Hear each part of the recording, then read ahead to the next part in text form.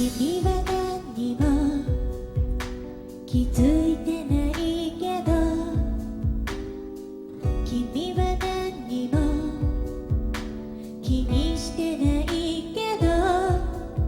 私以外の人を好きなら本当の気持ちなんか知りたくないんだよね。それでも会いたくて切なくて切ないくらい恋しくて、それでも会いたくて言えなくて言えないくらい苦しくて、あなたは優柔不断のままでいいよ。それならば優柔不断のままでいてよ。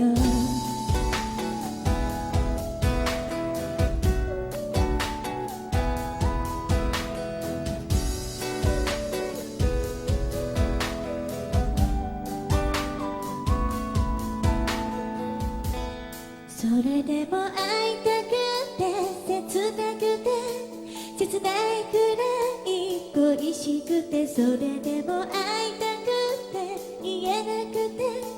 言えないくらい苦しくて、